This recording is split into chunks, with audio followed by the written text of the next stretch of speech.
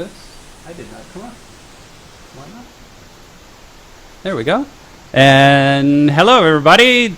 My name's Carl, and we are here on Streaming for the Soul. And we have a great interview today. We have Suzanne Giesemann with us today, and Suzanne is an author, and Suzanne is a medium, and Suzanne's actually got a really great history, too, that I think you're going to like. So I want to jump in there and just say hi to Suzanne real quick.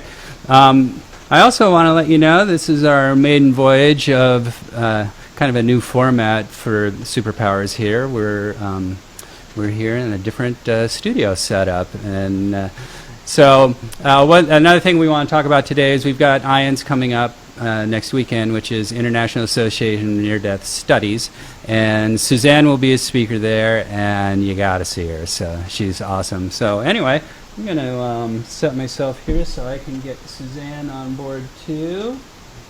And we are going to say hello to Suzanne. Hello, Suzanne. Hi, Carl. How are you? I'm doing great. How are you? Good, and hi, everybody. So I want to just kind of jump in and talk a little bit about, actually a lot about, Suzanne Giesemann. And one of the things that I think is great, and one of the things that I think people like is a little backstory and a little history. And, honestly, I think your experience in the service is something that kind of lands you rock solid in the street cred category. So, how did you get there, and then how did you get from that to author and medium, or it was probably medium and author, right? So. No, it was author first and medium second. Medium was the last thing I ever expected to be doing, Carl. You talk about service. If you go on my website now, it says serving our country as a Navy officer for 20 years and now serving all of humanity. It's just a different kind of service. I felt a calling to be in the military from the time I was little. My brother joined the Air Force when I was 5. So growing up, I saw his lifestyle, I saw his service, and I said, that's for me. And I joined the Navy right out of college, got a commission out of Officer Candidate School, and did an entire career in the Navy, 20 years, 9 separate tours of duty all over the world. And I loved it. It really was an adventure, not just a job. But I had some incredibly awesome assignments, including duty as a commanding officer. That's every Navy officer's goal and dream, to be a commanding officer, but not of a ship. I never served aboard ships because I joined before most women were allowed on ships. But then after my command tour, went on to be aide to the chairman of the Joint Chiefs of Staff. That's the highest ranking officer in the entire United States military, and I was his right-hand man, so to speak. So quite an honor to witness the workings of our military, of our government at that level, because the chairman is the principal advisor to the president. So as you can imagine, a very left-brain background for me. And so now to be working as a medium kind of brings everything into balance. Okay, so just a real quick question about that. But now, from a soul perspective versus your third dimensional perspective, do you have any insight on what that part of this soul journey this time around was, and what you were wanting to do? I do, because that is to be the aide to the chairman is about as left brain as it can be. I actually looked up the qualities of somebody that's in the left brain, and it's analytical, logical, follows rules, plans, organizes. That's everything that makes somebody a good aide, is all those left brain things. And so when I retired, this switch to be a medium turned on the right brain. So that's why I'm talking about balance. But consciousness is rising around the world to the point now where it is safe to talk about being a medium. I had no idea I was a medium when I was in the military. So that's part of the fun part of my story, that now people hear my story and they're not afraid, and they pay attention because of that credible background that you were talking about. And so there's so many people that have had mystical experiences and really know that their loved ones who have passed are not really gone, but they're afraid to believe in an afterlife or afraid to talk about what they know in their hearts is true. then they meet me or they hear my story, they hear me talk, and they say, wow, if she can believe, then I can out myself. I can believe too. And I see it over and over and over again. People come up and they share their experiences with me, kind of afraid. And then I say, absolutely, trust that. That was real. And they let down and they're so relieved that, yeah, I knew this was true, but I needed somebody else to tell me it's okay to believe that. Well, see, I think that's great. And, there are other people. I know you're familiar with Dr. Eben Alexander, and I think that he benefited for quite a long time, probably still, from the same thing, being a neurosurgeon and coming from science and having that sort of left brain kind of thinking. Now, you did a little bit of that in your presentation last year at IONS, which I thought was great because the format and the way that you shaped your presentation, clearly had a left brain structure to it. But then what you did was you filled that with your right brain stories, and that was actually quite amazing and really, really fun to watch. And you can't walk away from that type of a presentation without it at least having opened some doors of possibility. Yes, indeed, and I'm really glad that people still get to see that through your Streaming for the Soul broadcast, because they can watch that again. And that was such an honor, Carl, because it was the first time that the International Association of Near-Death Studies ever had a medium as a keynote speaker. I know the leadership was a little nervous because they have a lot of scientists and doctors and psychologists and the near-death experiencers as their speakers. So to bring in a medium, they went out on a limb, and I was so proud to be able to get there and do what you said. I brought in that balance of the left brain and the right brain. The presentation was called The Preponderance of the Evidence, and that's what changes minds. The hearts already know truth, but you bring in that evidence, and people were just left with their mouths hanging open. They couldn't argue, and I don't try to argue. I just put the evidence that's come through from the other side. I lay it all out there in that logical way, and there's no other explanation for those stories than that we are tapping into this greater reality that we are all a part of, and it's awesome. Well, it is awesome, and I liked how you did exactly what you did, which is you said, okay, so here's an apple. What do you think about that? What do you think? I'm not going to tell you what to think about. You're not trying to persuade anyone. You're just showing to them, and I loved that. I really did. And so you're going to be back at IONS now again this year. Yeah, so they invited me back. I guess it was their little experiment with the medium worked. So I'm keynote speaker again this year. Wonderful. So, Suzanne, talk to me a little bit about now, because we sort of touched on this in some emails, but so you're in the Navy, and you're fully in service, and you have no idea that you have any sort of gift at all as a medium. And so tell us a little bit about how that opened up, just, because I think there's probably other people sitting out there in kind of that state of potential, with latent gifts just ready to kind of come walking through the door. So yeah, I think we all have this seed within us, our life plan that just was waiting to hatch, and certain events allow that egg to crack. And the first event for me was 9/11. I was the aide to the chairman on that day. We left the Pentagon in the morning, got on an aircraft, and headed across the ocean because the general was going to be knighted by Queen Elizabeth. And we didn't get there. We're out over the ocean when we got the word about what was going on, the attacks on our office building, of course, the attacks on the World Trade Center. And we turned around and came back. We were the last aircraft in U.S. airspace on 9/11. Flew right over Manhattan. I have my own photos of that. I have my own photos when we go back to my office building that we had left that morning. And that cracked the egg open for me. That got me asking those questions that we all eventually ask. I hope we ask them because it's part of our path to discover, why are we here? What is this life all about? Why are some people in the wrong place at the wrong time? 9/11 started that for me.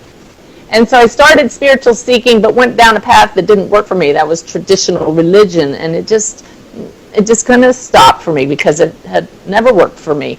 I was raised with no religion, but very much spiritual, meaning I knew there was something more, but never followed it. The real thing that just broke open my shell completely happened, 9/11 was 2001. This happened in 2006, 10 years ago. My husband and I, after 9/11, I retired from the Navy because I said, life is too short. These kinds of things happen. There was another Navy commander, I was a commander, who was killed 2 weeks short of retirement at the attack on the Pentagon. I said, I'm retiring, that's it. We're going to sell the house and cars. We're going to sail off in our sailboat. That was our dream, and we did it. But see, life catches up to you because our plan is to learn certain lessons, and unfortunately, Carl, many of our lessons come in the worst possible way in our perception. And that was the news that my stepdaughter, Suzanne, Ty's daughter, who was 27 years old and a sergeant in the Marine Corps, had been struck and killed by lightning. And she was 6 months pregnant, so it was a double tragedy for our family. But I can talk about it now without getting choked up because I know that Susan's right here. She talks to me all the time from the other side. In her voice, with her mannerisms, and anytime I think, am I making this up? She gives me evidence that it's her. Tells me things going on in her father's life, in her sister's life, in her mother's life that I don't know about. She knows because we don't die. Hey, Suzanne, real quick, because now you got me curious again. So she talks to you in her own voice and her mannerisms. Yeah. Just, what is that like? I mean, because I know what it sounds like. You know, I think everybody knows what a thought sounds like in their head, or what something sounds. Is it have a different quality to it? A different? No, this is what's so cool about it is because when I do readings for people now and bring through their loved ones who have passed, it sounds exactly like my own thoughts. And so it's very challenging to discern. Am I making that up, and am I imagining it, or are they really here? And I have ways of knowing that they're really here, which we can go into. But when Susan comes in, or my dad comes in, when I sense them, it's their voice. It's still in my head like a memory, but their voice. Like you turned on an answering machine, and there they are. It's just the most magical thing. I love it. Yeah. That is actually really super cool. So. Let me just tell you, just the other day, maybe it wasn't the other day, it was last month, we were having dinner with some friends, and I sensed both couples, I'm going to talk about this at IANS, I don't want to blow it, but I'll give one little thing away. I sensed both of their sons at the dinner table with us, and why wouldn't they be? It was a party, right? And so I was telling the parents the evidence their sons were giving me, they were validating them, and all of a sudden, here's Susan, I always sense her right here, and she says, hey, what about me? I'm here too. And I said, how do I know this? And she says, because Dad has a sore tooth. And I turned to my husband, Ty, who's sitting right here. I said, Ty, just out of the blue, you have a sore tooth? And he says, oh yeah, it started this morning, but I didn't tell you about it. And I was like, yay! I said, hey everybody, Susan just joined the party. So this is what I'm talking about, evidence. Oh, awesome. Man, yeah. Well, that's just the kind of thing that you had story after story when we were at IANS, and you were sharing those stories. And the evidence part of it is wonderful. And I know that, Susan, I know that anybody that comes to you, they want to give you that evidence because they want the messages to be accepted. Yes. And yes. And they want it to land, and I think I especially love it when somebody who's maybe a little skeptical gets something like that, and at the very least they got something to chew on. They chew. I get people chewing a lot. I had a guy come for a reading. He came with his wife, and they both wanted separate readings. And she said, "You want to go first?" And he said, "Sure." And I sat down and tried to put him at ease. I said, "So how do you feel about this mediumship stuff?" And he says, "Well, I got to tell you, I'm a little on the fence about all of this." And I said, okay, well, I'm not going to convince you. What's going to convince you is the evidence from your loved ones. And it was just one thing after another. His eyes are getting bigger and bigger and bigger, including one friend of his came through at the very end. He's calling him bro. Hey, bro, I'm here. It's good to see you. And I said, and your friend's telling me you guys used to smoke these funny little cigarettes. And he goes like this, like, how do you know that? I said, well, your friend's showing me this. And it's, at the end of the reading, I looked at him and I said, so what do you think about mediumship now? And he's with his big eyes, he said, I got to tell you, I'm not on the fence anymore. And that's what the evidence does.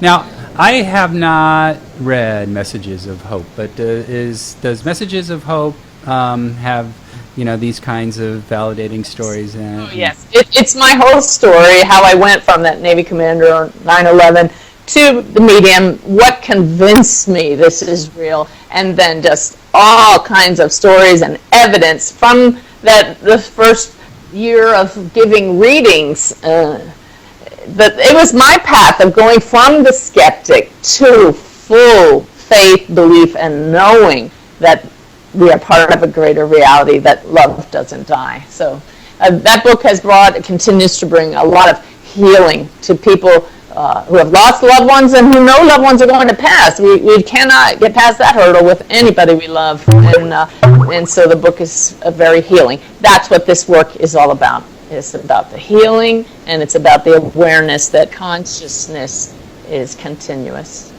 Well, and that's the part of it that I like and I think is so important. And I may or may not have told you a story about a friend who is in Liverpool that's a medium, and I met him just on the telephone for about 10 minutes one time, through other friends, and they said, "Hey, we should call David." I go, "Okay." So we call him, we chat for about 10 minutes, and then about a month later, the friends called me and they said, "David's got messages for you." This is what I was telling you about my dad. If he sees an opportunity, he's going to knock.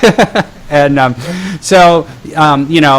called David, and he starts saying to me, he gave some things that very evidential that were, what I had been doing that day, which was looking for a different house in Hawaii, nice. And he says, "Well, I don't know if you bought a house or if you're looking for a house." I go, well, nice, I was looking for one today. But he says to me, he said, "So you've got 2 brothers and 2 sisters." And, I'm not really even skeptical. But when he said that, I sort of had this thing in me that said, "Okay, you're busted." I go, "No, but I just have 2 brothers and 1 sister." And he goes, "Oh, okay." So, we chat a little bit more, and then he says to me, he says, "Carl, are you aware," and he's from Liverpool, "that your mum had a miscarriage?" And I just go, that's one of the things when your jaw drops, and I go, "Wow, David." I said, it was actually more than a miscarriage. It was a full-term stillborn, and it was a girl, but it is a girl. And the reason I tell this story is for the healing and also for the quantum leap that was for my life, because I'd always said there were 4 kids in our family, and now I say there's 5. Nice. And I do have 2 brothers and 2 sisters, and so after that, we, yeah. So after that, I told my mom about the whole thing, and she wept, but it was healing for her too. And David said, "Well, your sister's here with your dad, and they're just hanging out, and they want you to know that they love you." Yeah. That's the bottom line. Yeah. Yeah. I wanted to share with you what just happened this last weekend when I was in Albuquerque teaching the class on serving spirit, if I could. Absolutely. Yeah. Right in line with what you said, to have your mom cry like that, and that shift for quantum leap for you, that shift, it is about the healing and the awareness that these bring. So I'm teaching this 2-day class on connecting with higher consciousness, my serving spirit class, and oh boy, from the mid-afternoon on the first day to the end of the day, I just kept being drawn to this one woman here, and you're supposed to give her a reading, and I was like, in the class as a demonstration so people know what we're doing here, and it was like, yeah. So I thought, well, we'll do this tomorrow morning if it's supposed to happen. Well, I get up Sunday morning for day 2, and I'm tired, and it's hard to tune in when I'm tired, but oh my gosh, it's like this beacon over this woman's head. So I waited till lunchtime, and I went into a little side room, and I meditated, and I checked in, and here's Susan. I said, "Susan, am I supposed to do this reading in front of everybody? Because if I'm tired and I blow it, this is not going to do well for the class." And she said, "Yes, you're supposed to do that reading." And I said, "Well, then I need a sign." And she said, "She is going to come right up to you at the book table when you walk into the room." I said, "All right, she does that, I'll do the reading in front of everybody." Leave the room. She hadn't talked to me the whole class, okay? We had not been communicating. She'd just been hanging out to the side there. I walk in the back of the room, and she walks right up to me, and my jaw just dropped. I said, I'm supposed to do a reading for you, and do you mind if I do it in front of everybody? She said, well, I was actually going to leave. I was asking if I could leave the class. I said, no, you cannot leave. I'm supposed to do a reading for you. We bring her to the front of the room. 50 people gathered around. No pressure, right? 50 people. I said, this is how we do a reading. I just tuned in, and I looked at that woman, and I said, you have lost a son. And she just started sobbing. I said, he's standing right beside you. Now take a deep breath. I need you to gather your wits. He's standing here, and he showed me the symptoms, how he passed. She validated that evidence right off the bat. And he said, Mom, you're not here to learn to be a medium. You're here to hear from me. And that is the only reason, she said, she came to the class. She had no intention of serving spirit. She needed a message from her son who had passed only 3 months earlier. And boy, did he come in with the messages. I said, he says you just lit a candle. You lit a candle. She said, on the way here to the class, there was a little chapel in Santa Fe. I stopped. I lighted a candle for him. It went on and on like that. Wow. It was an incredible message. And the whole reason, he knew she was about to leave. She was going to leave because she said, what am I doing in this class? I only wanted to hear from my son. And right. She got a direct line. Oh, it's just beautiful. Wow. Beautiful. Wow. And yeah, just so healing, so much relief from that to get that sense of the continuity of the soul, and not just soul, but personality too. Yes, you know? And physical symptoms that I feel. That's why I was able to tell her what went on before he passed, so that validates that's him. He gave a message. He said, you and my dad are separated, but here's a message for Dad, how much he loved him and his girlfriend, and didn't get a chance to mention his sister, so I think they were a little bit upset, but it's like, hey, we only had 5 minutes to do this. It's beautiful, beautiful. Suzanne, that's something that you worked on and you studied. Yes. I remember. Still do. Yeah. I want to be the perpetual student. Right, but it's getting the evidence, and it's getting things that will be validating, so that you know that what's coming through is meaningful and it's accurate. Oh yeah, there are systems you can use. There are ways to learn how to communicate with those on the other side so that you get more accuracy, you get more evidence, and that's what I'm sharing with people in the classes now. Because we really need to stress the evidence, Carl, because if I had sat with a medium right after Susan died and she gave me what we call airy-fairy messages that are beautiful, you lost someone and they love you very much, that would never have cut it for me. No. But the hardcore evidence that she gave us changed my life and now thousands of others. Thank you, Spirit. Right. And so I want people to know you can ask for the evidence from those on the other side. You can tell them specifically what you want them to give you, and they will do that because they want us to know they're here. So it's good stuff. It's really good stuff, and I think it's one of the reasons I love Ions, because we are streaming for the soul, and so I like things that are transformational and motivating and inspiring for people. I can't imagine anything more confirming and healing and comforting than these Ions conferences, and letting people, just giving them a peek behind the curtain, so that they can really feel better about the ultimate question, which is something that nobody really knows for sure, and when we don't know, then we get fearful, and I don't hear anything other than things like unconditional love. I hear celebrations when you pass and you're met by everybody and they're going, whoa, and I even hear like one of the other Ion speakers that we had in 2014, so the year before you came, also a doctor, and she was telling about when she was having her NDE and she passed over, that she was so excited to get to this, what she perceived as a building, because she knew if she got there, she wouldn't be going back to her body. And yet she had a completely happy life and loved her husband, loved her kids, loved her job. Couldn't wait to get to that building anyway, and I don't know. I just the information and some idea about what that journey is, so that it's not so scary, I think is great for people to hear. That's what's wonderful about conferences like the IANS conference, because you have a lot of people who have had that personal experience of the greater reality. I tap into it every day. Some people had to almost die to feel it. Some people have had spiritually transformative experiences, and that's what they do. They transform you. They change you, and there's no going back. It's that pull that doctor felt to the building. We feel it now. It's that pull to discover who we are. And you can't ignore it. That's the heart, the connection we have that with all that is. And thank goodness more and more people are following that pull. It's bringing love into our world. How long have you actually sort of, for lack of a better way of saying it, engaging with this gift now? And how long have you been working with it?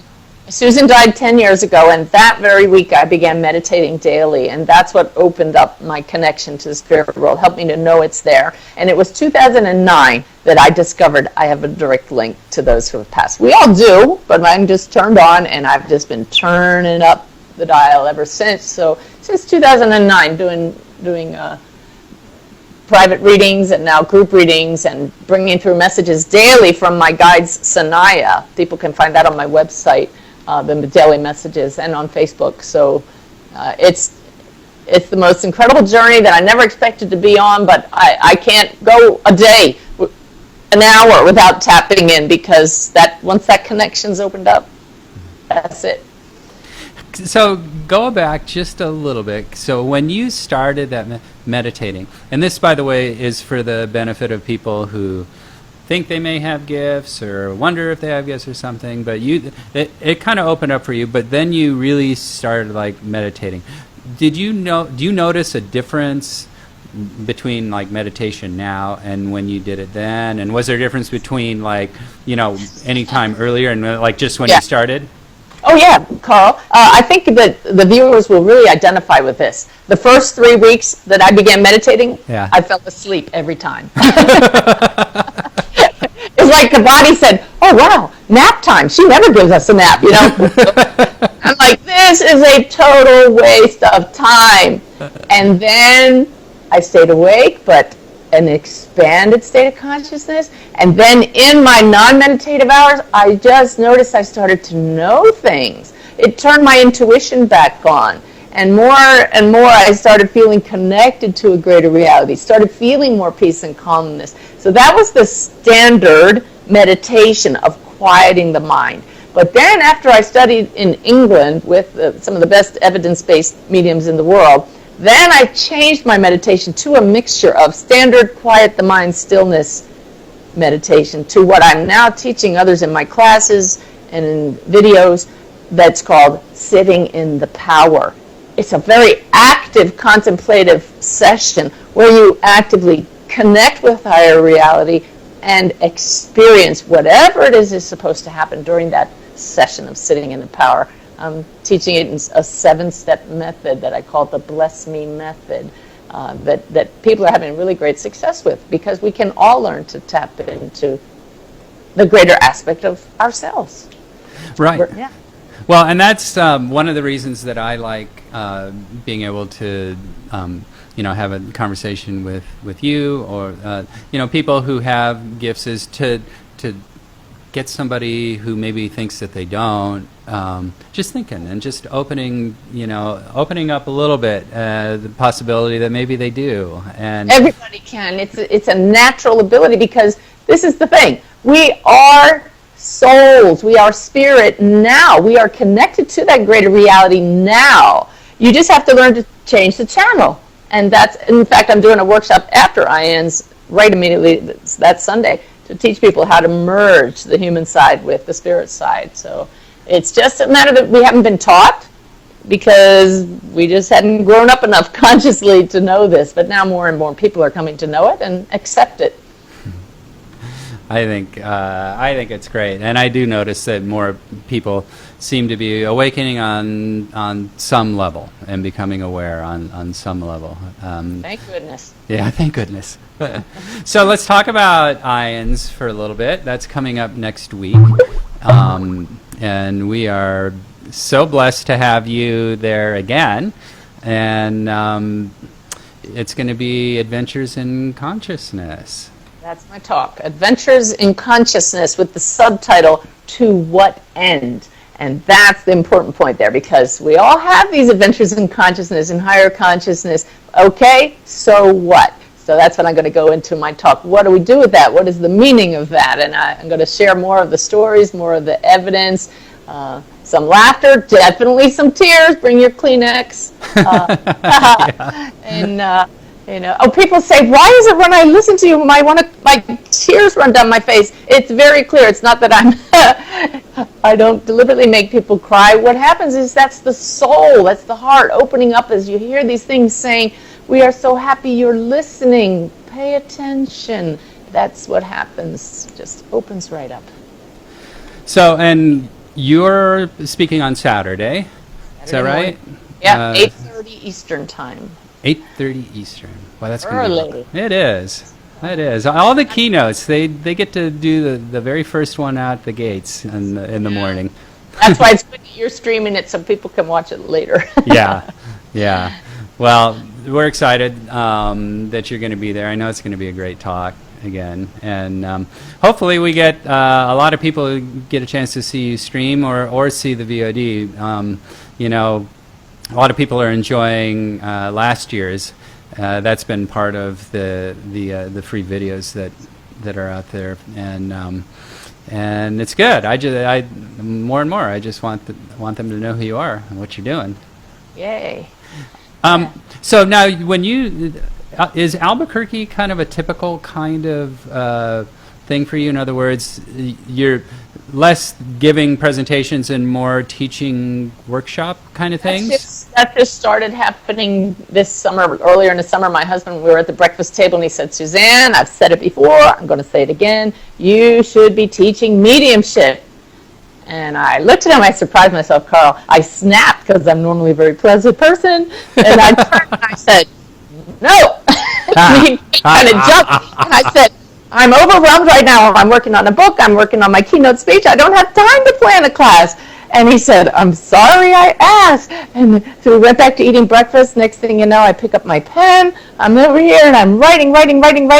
He says, what are you doing? I said, they're giving me the syllabus. And it just came, and it flowed. And I looked at him, and I said, it looks like I'm going to be teaching mediumship. And I just saw the fifth one, and it is amazing because everything I'm teaching was just downloaded from my team up above. It's a group effort with them and me, and the energy at these classes is amazing. One woman came up to me after my last one in Florida. She said, I've been studying mediumship for 4 years, and I learned more in these 2 days than in that entire 4 years.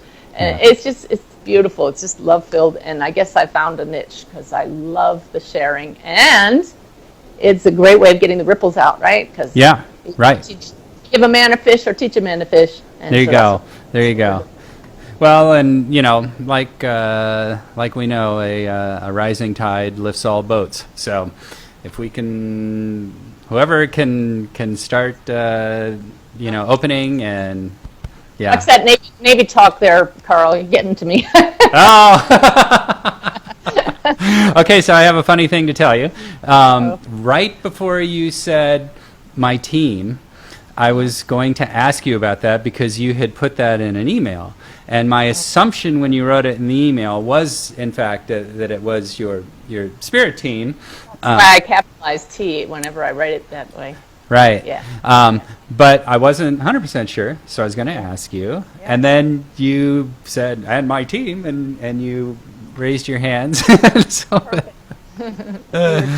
Very good. I've just started a little series of my own videos, little free, short 1 to 3 minute videos on YouTube. Mm-hmm. I'm calling them, and they're on my website under Love Notes from Suzanne. They're called the Good Vibe Videos. People are really responding to the energy and the messages in them. And in just the last one I posted recently, Good Vibe video number 7, I give an example of how whenever I'm feeling an emotion I don't like, or whenever I have a question, you just learn to shift and tune into your team. We all have a team. Right. And you can do it anytime, anywhere. And it's just the most awesome feeling in the world to know we're not alone, and any guidance we need is available to us, just like that. We just have to remember to ask. You know, that's actually the thing, and we hear it a lot. And I don't suppose people could be reminded of that enough, that you just have to ask. Because we forget. We forget. I got to share something funny. I have a friend back in Florida that sent me an email with a little a mind game on an email, and it's like a puzzle. And I looked at it and I said, the subject was, "This will drive you nuts," and it was driving me nuts. I couldn't figure it out. So I went, "Okay, guys, how does this work?" My team. I mean, a silly puzzle, and I got it. I had just written to her and said, "I don't get it. How'd you do this?" And then I shifted and asked, and I wrote back, said, "Never mind. I asked. I got it." And and she wrote back and she said, "I can't believe it. I just figured out you meant you asked your spirit team. I can't believe you asked them for that. This is a real eye-opener for me," she said. And I said, anything we need, we can ask. And I reminded her of a slide I show in one of my presentations. Meditation, because you just can't find everything on Google.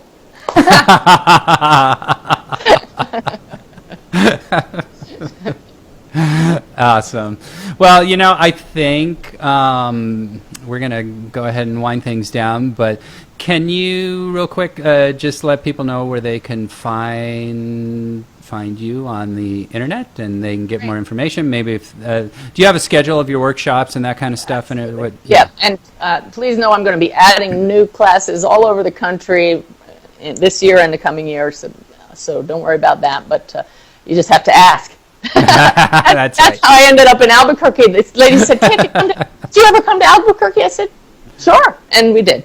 So my website is SuzanneGiesemann.com, or if you can't spell that, real easy, loveatthecenter.com will get you to the same place. And under there is a calendar of events, including the IANS information. Also, there's a page on Sanaya, that's my team. All of their daily messages and the videos are all on there. Okay, and your books, like if anyone was looking for Messages of Hope or any of the other, you've got a number of books. I do. I've written 11 books, and they're all in the shop on the website under books, of course. Yeah. All right. Yeah. Well, Suzanne, bless your heart. Thank you so much for doing this, and just for having a little chat. That was so fun to be able to actually ask some questions, you know, and not have to like be writing them and waiting, you know. So, but a joy to have you with us, and a joy to see you. I can't wait to see you next week. Well, it's going to be good to see you again, because you have that great energy that just you're in the right line of work. Well, I sort of feel that way. I can't really get myself to do anything other than, so I must be in the right place. So, well, thank you again for being here with us, and hopefully a lot of people will get a chance to see you next week too. You know, either live or on the video on demand. So, yeah. It's an honor to serve the Spirit. That's why we're here. That's why, yeah. All right, so I'll see you next week then. Okay. Bye, okay. Carl. All right, bye. And that is Suzanne Giesemann, and isn't she awesome? So much fun to talk to her. So, a couple of things real quick. I want to just do a little housekeeping here, and I have to thank our sponsor, Absolute Live Productions.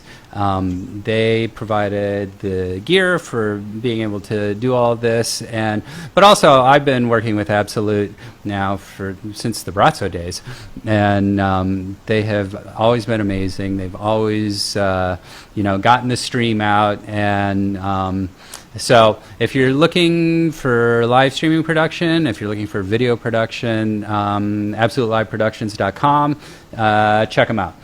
Also, We are selling tickets for Ions, and that's next week. And you can, get a pass for the entire conference. You can get keynote speaker passes. You can buy individual tickets. But it's a great one, and I just can't say enough how much I love this conference and how beneficial I think it is spiritually. So you can find those tickets at streamingforthesoul.com, but I'll also put a link here on the Facebook page so you can just click on that once we post this video.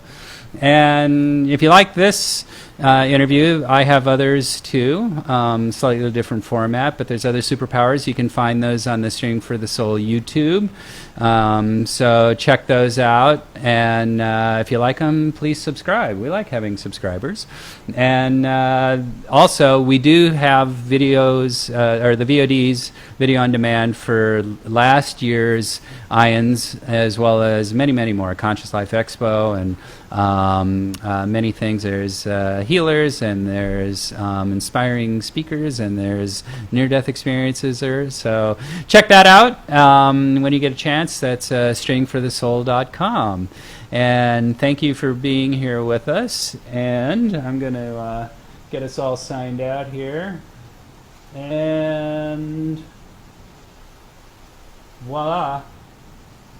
We will see you on the next Superpowers. So thanks for joining us. Let's see if this works here now. Oh, it did.